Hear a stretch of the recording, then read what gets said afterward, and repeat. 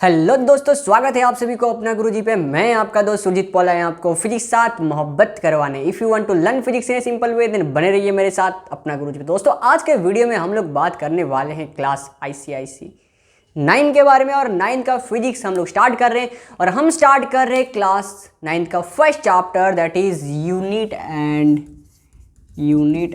Measurement.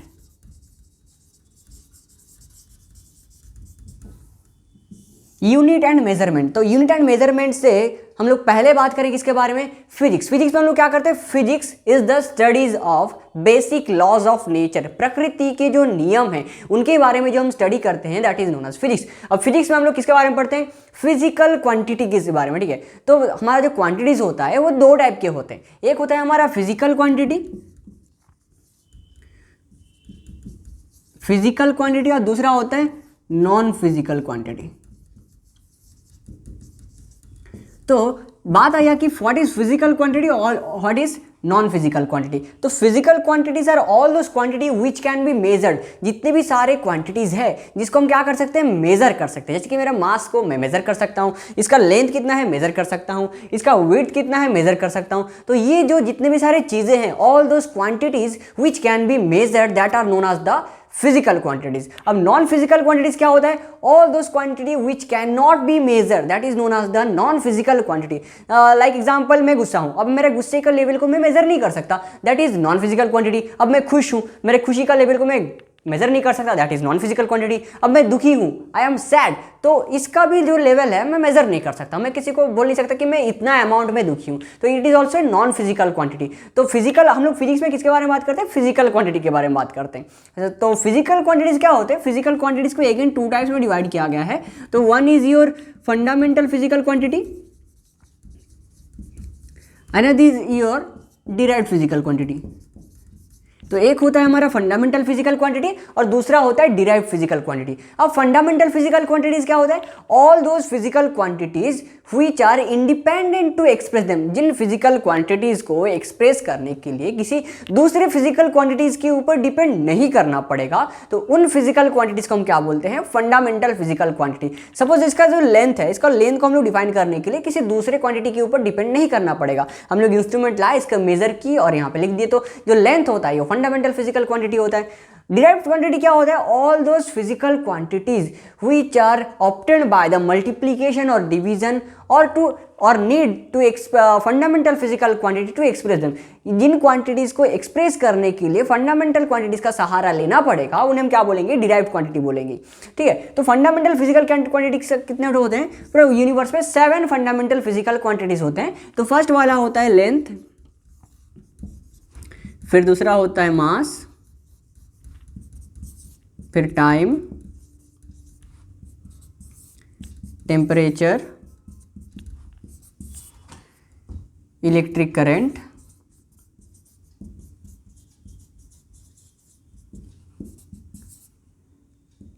Luminous of intensity,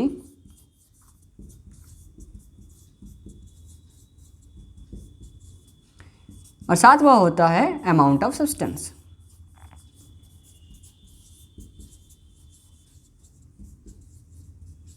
तो ये जो 7 फंडामेंटल फिजिकल क्वांटिटीज है, ये क्या होता है? इनको एक्सप्रेस करने के लिए किसी दूसरे क्वांटिटीज के ऊपर डिपेंड नहीं करना होता है, that are known as the fundamental physical quantities. जैसे कि घर बनाना है, तो घर बनाने के लिए हमको क्या चाहिए? ब्रिक्स चाहिए, सीमेंट चाहिए, सैंड चाहिए। तो घर बनाने के लिए जो ब्रिक्स, सीमेंट एंड सैंड हो गया, ये हो गया फंडामेंटल चीजें। अब बिल्डिंग जो बन जाएगा वो हो जाएगा डिराइव्ड क्वांटिटी है। तो डिराइव्ड क्वांटिटी क्या होता है? डिराइव्ड क्वांटिटी इनका मल्टीप्लिकेशन या डिवीजन करके जो ऑब्टेंड करेंगे। देखिए, इनको एक्सप्रेस करने के लिए किसी दूसरे क्वांटिटी के ऊपर डिपेंड नहीं करना पड़ा। लेकिन मैं क्वांटिटी लिखता हूँ स्पीड लिखता हूं, तो स्पीड क्या हो जाएगा मेरा? Distance by time. स्पीड हो जाएगा मेरा डिस्टेंस बाय टाइम। अब डिस्टेंस क्या है? लेंथ है, लेंथ। टाइम क्या है मेरा? फंडामेंटल। अब यहाँ पे लेंथ और टाइम, क्या है? यहाँ पे फंडामेंटल क्वांटिटीज है। तो फंडामेंटल फिजिकल क्वांटिटी का डिवीजन करके मेरे को स्पीड मिला। तो स्पीड को एक्सप्रेस करने के लिए मेरे को फंडामेंटल फिजिकल क्वांटिटी के ऊपर डिपेंड करना पड़ता है। तो इसीलिए क्या है? ये डिराइव्ड क्वांटिटी है और ये फंडामेंटल फिजिकल क्वांटिटी है। उसी तरह अगर हम लोग लिखेंगे फोर्स लिखेंगे, ठीक है। फोर्स क्या होता है? मास इंटू एक्सेलरेशन होता है। अब मास क्या है? एक फंडामेंटल क्वांटिटी है। अब एक्सेलरेशन भी क्या है? एक ड्राइव क्वांटिटी। जैसे कि एक्सेलरेशन क्या हो जाएगा? Velocity by time. अब फिर वेलोसिटी क्या होता है? डिस्प्लेसमेंट बाय टाइम, तो ये हो जाएगा mass into displacement by time का स्क्वायर। तो यहाँ पे देखिए मास, डिस्प्लेसमेंट, टाइम, ये सब क्या है? Fundamental physical quantity. Displacement length में आएगा, मास का मास, और टाइम का, ये तीनों क्या है? Fundamental physical quantity. तो फंडामेंटल फिजिकल क्वांटिटी का मल्टीप्लीकेशन या डिवीजन करके जो हम ऑब्टेन करते हैं उसे हम क्या बोलते हैं? डिराइव्ड क्वांटिटीज बोलते हैं। तो ये हो गया हमारा किसके बारे में? Physical quantities and derived quantities के बारे में। अब क्या आता है मेरा? यूनिट आता है। क्या आता है? यूनिट। अब यूनिट एंड मेजरमेंट करें तो यूनिट इंपॉर्टेंट है। अब यूनिट क्या है? Unit is the standard of measurement. कोई भी चीज को हम लोग जब मेजर करेंगे, मेजर करने के लिए क्या चाहिए? एक स्टैंडर्ड चाहिए। उस स्टैंडर्ड के बेसिस में हम लोग उसको मेजर करते हैं। मान लीजिए क्लास में कुछ स्टूडेंट्स है, तो उनमें से पोर स्टूडेंट कौन है, तो हमको एक स्टैंडर्ड लेना पड़ेगा कि जिनका एग्जाम में मार्क्स कम आते हैं वो पोर स्टूडेंट है, तो ये एक स्टैंडर्ड हो गया। हम बोलेंगे कि जो लोग खेल कूद में कम है वो पोर स्टूडेंट है, तो उनका एक स्टैंडर्ड आ गया। हम बोलेंगे कि जिनको स्विमिंग नहीं आता है वो पोर स्टूडेंट है, तो वो एक स्टैंडर्ड हो गया। तो हम लोग मेजरमेंट करने के लिए अलग अलग स्टैंडर्ड चूज करते हैं। तो अगर सपोज मेरे को इस मार्कर को मेजर करना होगा, तो मैं अगर स्केल से मेजर करता तो मैं सेंटीमीटर, अगर हम स्केल में देखते हैं 1 सेंटीमीटर इतना होता है, तो 1 सेंटीमीटर, तो स्केल में आया 5 सेंटीमीटर। तो यहाँ पे स्टैंडर्ड में क्या लिया? सेंटीमीटर लिया। तो यहाँ पे यूनिट क्या होगा? सेंटीमीटर होगा। तो मेजर में the standard of measurement is known as the unit. Standard ये होता है मेजरमेंट का standard. The standard of measurement, the standard of measurement is known as the unit. अब देखो स्टैंडर्ड ऑफ मेजरमेंट यूनिट हो गया। अब यूनिट फिजिक्स में बहुत ही इंपॉर्टेंट है, बिकॉज अगर हम लोग यूनिट पुट नहीं करेंगे तो वैल्यू को डिफाइन नहीं कर पाएंगे। सपोज मेरा मास मेजर करना होगा, ठीक है, तो मेरा मास अगर मान लो मेरा 45 किलो हो गया, ठीक है। अब यहाँ पे मैं 45 के साथ में यहाँ पे केजी लगाया, तो यहाँ पे केजी जब लगाया ये उसको यूनिट को डिफाइन करता है। अगर मैं वहाँ पे केजी नहीं लगाता हूँ, बस 45 बोल दिया, तो सामने वाला बंदा क्या सोचेगा कि 45 क्या है भाई? लीटर है कि सेंटीमीटर है कि मीटर है कि किलोमीटर है कि केजी है? तो इसीलिए क्या है? Unit is very much important. अब जो हमारा जो फिजिकल क्वांटिटीज रहता है, फिजिकल क्वांटिटीज को हम लोग जब लिखते हैं तो उसके साथ क्या करते हैं हम लोग? फिजिकल क्वांटिटी, उसको हम लोग यहाँ पे उसका वैल्यू लिखते हैं, न्यूमेरिकल वैल्यू।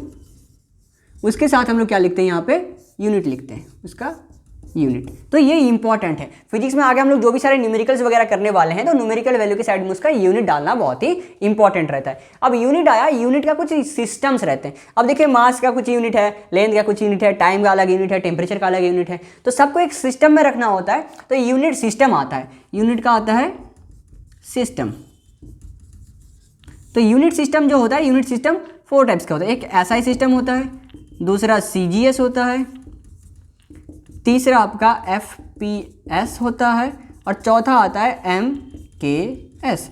अब यहाँ पे CGS, FPS, MKS ये जो 4 यूनिट सिस्टम है। SI सिस्टम क्या है? The international system of unit. अब पूरा ऑल ओवर जो इंटरनेशनल है, ठीक है, इंटरनेशनल में जो यूनिट्स ग्रांटेड किया जाता है, जो लिया जाता है, उसको हम लोग इंटरनेशनल सिस्टम ऑफ यूनिट्स बोलते हैं। और CGS वो हमारा उसका अलग अलग रहता है, हम बताएंगे एक करके। अब जो SI सिस्टम रहता है, SI यूनिट में क्या होता है? लेंथ का SI यूनिट रहता है मीटर, मास का SI यूनिट होता है केजी, एंड टाइम का SI यूनिट होता है सेकंड, टेम्परेचर का होता है केल्विन, इलेक्ट्रिक करंट का होता है एम्पियर, लुमिनस ऑफ इंटेंसिटी का होता है कैंडेला, और अमाउंट ऑफ सब्सटेंस का होता है mole. So these are this SI unit. ये इंटरनेशनल सिस्टम ऑफ यूनिट्स में इसको ये वाला एक्सेप्ट किया जाता है। अब CGS मतलब क्या होता है?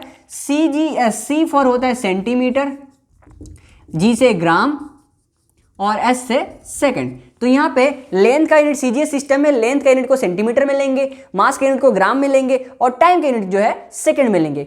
उसी तरह FPS सिस्टम में क्या होता है? लेंथ का यूनिट हम लोग फुट में लेंगे, मास का यूनिट हम लोग पाउंड में लेंगे, और टाइम का यूनिट जो है सेकंड में लेंगे। और MK सिस्टम में क्या होता है? मास का यूनिट हम लोग लेंथ का यूनिट हम लोग मीटर में लेंगे, मास का यूनिट केजी में लेंगे, और टाइम का यूनिट सेकंड में लेंगे। तो all over the 4 unit system हम लोग टाइम को वहाँ पे सेकंड में कंसीडर करते हैं। तो ये हो गया किसके बारे में? मेरा यूनिट सिस्टम के बारे में। अब इसी की बेसिस में हम लोग क्या करते हैं? मेजरमेंट करते हैं। तो समटाइम्स क्या होता है, जो तुम्हारे न्यूमेरिकल्स आते हैं, न्यूमेरिकल्स में वैल्यू जो है किसी का CGS में दिया होगा, किसी का SI में दिया होगा, तो whenever you are getting the answer you have to remember that जो जितने भी सारे न्यूमेरिकल्स वैल्यू हैं सबको एक ही सिस्टम में आंसर रखना है। या तो CGS में रखो, नहीं तो SI में रखो। मोस्ट ऑफ द टाइम क्या होता है, हमारा जो आंसर होता है वो SI यूनिट में होता है। तो ट्राई करना कि जितने भी सारे न्यूमेरिकल वैल्यू रहेंगे उसको SI सिस्टम में कन्वर्ट करने के लिए। अगर क्वेश्चन में पूछा गया है कि CGS सिस्टम में कितना सीखना होगा, तभी जाके उसको सीजीएस में कन्वर्ट करोगे, नहीं तो most of the time try करना उसको एसआई सिस्टम में रखने के लिए। अगर तुम बिना यूनिट का कन्वर्जन किए अगर वैल्यू पुट कर देती हो तो वहां पे आंसर गलत आने का चांसेस रहते हैं। So this is all about units and measurement. और यहाँ पे तुम्हारा आईसीएसई 9 में और दो चीज़ ये जो हम लोग मेजरमेंट कैसे करते हैं, हम लोग मेजरमेंट करने के लिए कुछ डिवाइसेस यूज़ करते हैं, कहीं पे लेंथ का स्केल में मेजर करते हैं, कहीं पे वेरनियर कैपिलरी यूज़ करते हैं, तो कहीं पे स्क्रू गेज यूज़ करते हैं। तो ये सारे जो इंस्ट्रूमेंट्स हैं वो इंस्ट्रूमेंट्स आपको दिखाऊंगा और कैसे यूज़ करना है वो भी सिखाऊंगा। तो आज के लिए इतना ही, फिर मिलते हैं अगले क्लास पे, तब तक के लिए बने रहिए अपना गुरुजी पे। और अगर इस टॉपिक में कुछ भी डाउट्स वगैरह आता है तो आप कमेंट सेक्शन में बता सकते हैं, या आपको फिजिक्स के कौन से चैप्टर में डिफिकल्टीज फेस हो रहे हैं तो वो अगर कमेंट सेक्शन में बताएंगे तो हम उसके ऊपर वीडियोस बना सकते हैं। सो आज के लिए इतना ही, फिर मिलते हैं अगले वीडियो पे। तब तक के लिए हंसते रहिए, मुस्कुराते रहिए और पढ़ाई करते रहिए। और ऐसे ही वीडियोस देखने के लिए सब्सक्राइब कीजिए अपना Guruji. Thank you very much.